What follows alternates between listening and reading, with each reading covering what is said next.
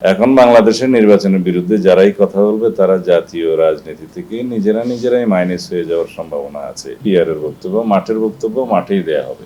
আগামী 2026 সালের ফেব্রুয়ারির প্রথমার্ধে রমজান শুরুর এক সপ্তাহ আগে ইনশাআল্লাহ বাংলাদেশে আগামী জাতীয় সংসদ নির্বাচন অনুষ্ঠিত হবে। এই বিষয়ে কোনো সংশয় সন্দেহ নেই। সরকারের তরফ থেকেও নেই, নির্বাচন কমিশনের তরফ থেকেও নেই, আমাদের তরফ থেকে তো না থাকারই কথা। আমরা তো আরো আগেই নির্বাচন চেয়েছিলাম। এই নির্বাচন অনুষ্ঠান সম্পর্কে দুই একটি রাজনৈতিক দল বিভিন্ন রকমের বক্তব্যের মধ্য দিয়ে একটু বিভ্রান্তি ছড়ানোর চেষ্টা করছে, সেটা দৃশ্যমান। তবে সেটা রাজনৈতিক কৌশল হিসেবে নির্বাচনের সময় বিভিন্ন রাজনৈতিক দল বিভিন্ন রকমের কৌশল অবলম্বন করে থাকতে পারে, এটা তার অংশ হতে পারে।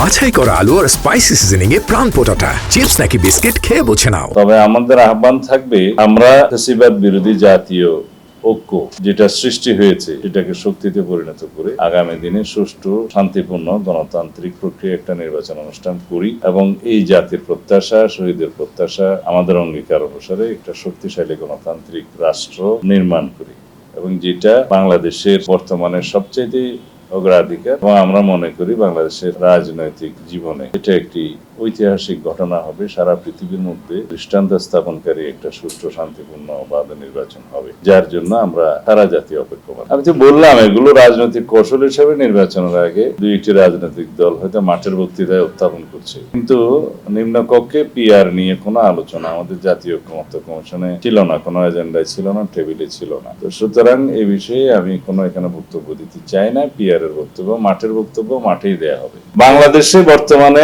নির্বাচনে আবহাওয়া বিরাজমান, নির্বাচনী আমেজ, জনগণ সবাই নির্বাচনমুখী হয়ে গিয়েছে, প্রার্থীরা জনসংযোগ করছে। এখন বাংলাদেশের নির্বাচনের বিরুদ্ধে যারাই কথা বলবে তারা জাতীয় রাজনীতি থেকে নিজেরাই মাইনাস হয়ে যাওয়ার সম্ভাবনা আছে এবং সেই ঝুঁকি যদি কোনো রাজনৈতিক দল নেয়, নিতে পারে।